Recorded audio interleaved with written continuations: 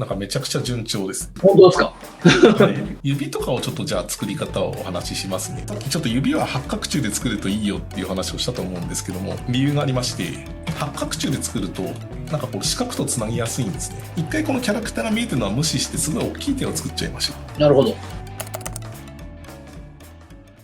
シフト A と押して立方体とかを作っていただいて、これが手のひらになるっていうイメージです。編集モードに入って高さを潰していただいて、キャラクターとかが邪魔であればですね、一時的に表示切っちゃうのもいいですね。このアウトライナーの目玉みたいなマークを押すと他のが見えなくなるので、はいはいはい。コレクションをオフにしちゃうと全部コレクション以下見えなくなるので、コレクションは残しちゃってください。さっき作った箱だけ、はい、残していただいて。なんで箱の名前が円柱なんでしょうか？こいつのせいで分かりづらい。ちょっとそれ分かりにくいですね。さっきの腕にくっつけちゃったりしたともしかして。ちょっと一回タブキーを押してもらっていいですか？ワイヤーフレームの表示とかにすると中に円柱あったりしませんか？あ、本当だ。腕と一緒になってますね。なるほど。それあればですね、今の箱ちょっとやばいんで消しちゃいましょう、一回。そしたらですね、これが手のひらになるってことは、ここに親指以外の指が4本ついてくみたいな感じなんですけども、指はですね、八角柱で作った方がいいので、メッシュから円柱で八角柱を作っちゃいます。今、編集モードに入ってるんで、一回これもタブキーで抜けていただいて、オブジェクトモードでやった方がいいです。オブジェクトを追加するときはオブジェクトモードってことですね。そうですね。オブジェクトモードじゃなくても追加できるんですが、マニアックというかかなり特殊なやり方になってしまうので。で、8と。これちょっと90度を横に倒したいので、ちなみにこれぴったり90度倒す方法っていろいろありまして、ですね、回転モードにした状態で、そうすると回転のアイコンが出るんですね。で、この赤い軸の方に倒したいと思うので、これコントロールキーを押しながら赤い軸を動かすとメモリみたいなのが出るんですね。おお、本当だ。どこに数字が出てるんだろうな。回転の数字が出てるやつがちょっと隠れちゃってるので、あ、これか。あ、90になってますね、X が。はい。ちょっと太さを調整しちゃいましょうか。これもちょっとS キーをしてスケールかけて、ちょっと太さをなんとなく合わせてしまって、指もさっきと同じような感じで分割する必要があるんですが、ちょっとその前に長さを伸ばして、これでですね、ちょっと手のひら側の方の今度はこれを、指がつく前の処理をしてしまいたいんです。はい。手のひらの編集モードに入っていただいて、ループカットっていうものを使ってですね、縦方向に1回分割入れて、分割の数を3にするとですね、3分割きれいに割れるので、3。うん。これでここがぴったり合いそうに見えるんですが、さらにこの人差し指が入るところだけ細かくしたいので、ここでもう1回ループカットを使っていただいて、はい、人差し指のこの縦のラインに1回割ります。手のひらの部分にいいですよね。そうです、そうです。はいはい、1回割ります。はい、次にこの横の方向にもう1回割ります。厚さの方ですね。ああ、なるほど。そうするとですね、ここのところの他の字になっているポリゴンと、ここの頂点の数がぴったり合うんですね。おお。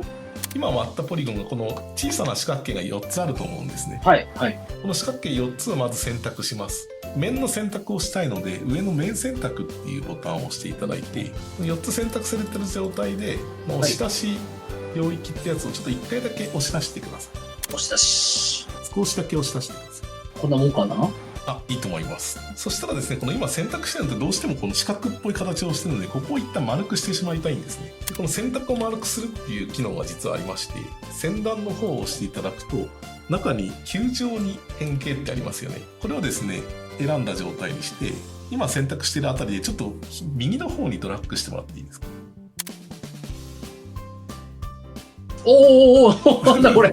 これで丸くなるんですね。丸くなりましたね。これがですね、今からくっつけようとしている指の断面とぴったり形が合うんですね。次だからちょっとそのまま S キーをして大きさも調整しちゃってもいいと思います。あ、ちょっとこれで、あ、なるほどなるほどなるほど。これで指の太さぐらいにするってことですね。そうです、そうです。おお、なるほど。今この作ったばかりのこの指の選択したこの断面になるところ、これいらないんで消しちゃいます、面を。ああ、なるほど。X キーをして面ってやって消しちゃいます。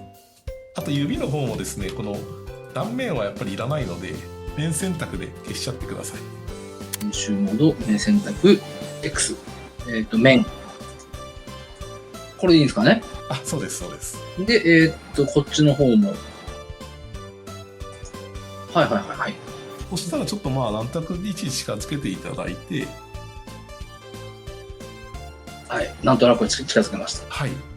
で今までやってなかったんですけど、この2つのオブジェクトを1つにするっていうのをまずやりますね。シフトキーを押しながら2個のパーツ選択していただいて、ビューポートのメニューのオブジェクトからですね、結合というのを押します。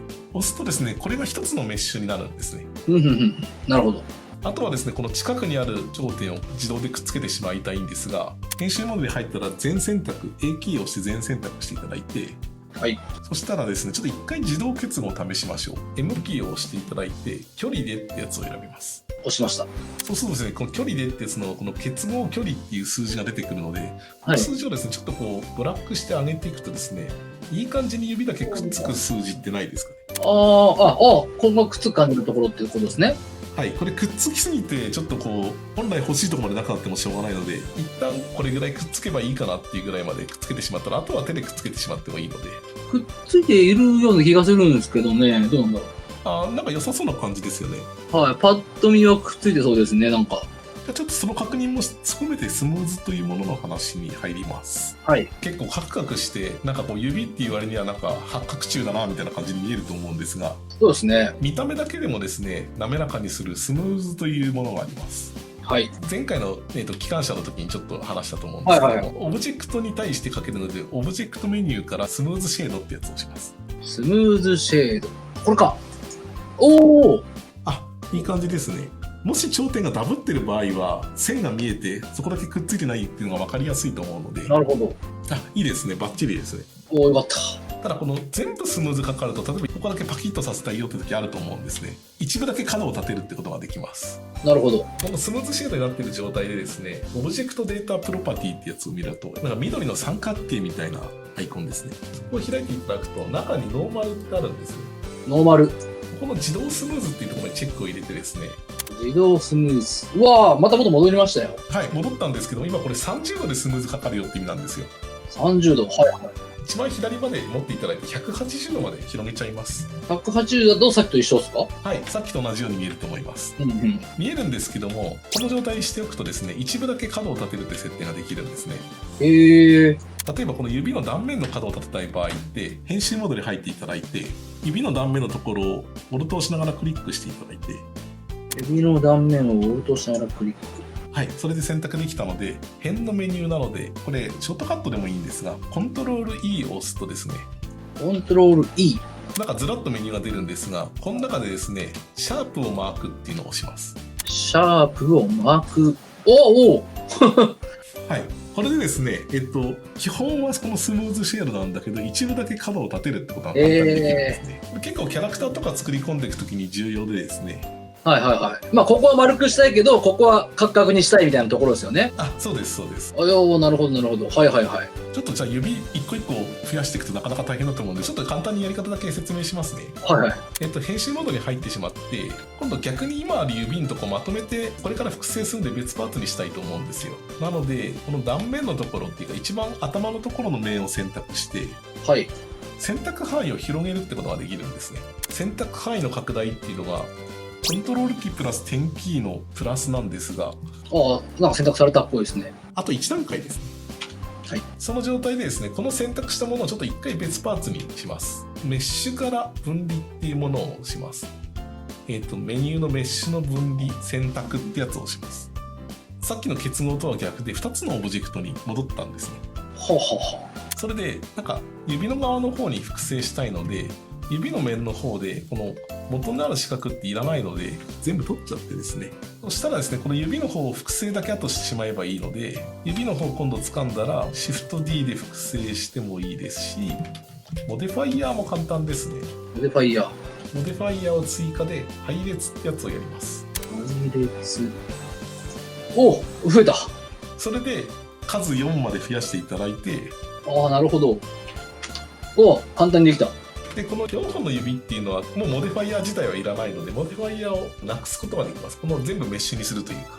なのでこの配列のところの横に三角形の矢印が、はい、そこを押していただくと適用ってあるんですね。これを押すともうこれが全部4つつながった面になってしまうので、これと本体をくっつければ終わりですね。これもくっついてんじゃないですか、これ。面としてバラバラなんですよ。指と腕がバラバラというか。なるほど。最初の指だけ、縦にもう一本線入れたじゃないですか。この線なんですけど。あ、はい。他のとこいらないんですか？ああ、そうですね。言われてみればそうですね。これ入れちゃった方がいいですね。これでも入れとかないとおかしなことになるってことですよね。そうですね。なんかこう近くにくっつく頂点がないので。ここはだって五角形として認識されちゃう感じですよね、きっとね。そうなんですよ。ああ、なるほど、なるほど。五角形も絶対にダメってわけじゃないんですけど、ちょっとなるべくない方がいいですね。まあそうですよね。これで大丈夫ですよね。それで大丈夫です。よかった。これで OK と。あ、いいですね。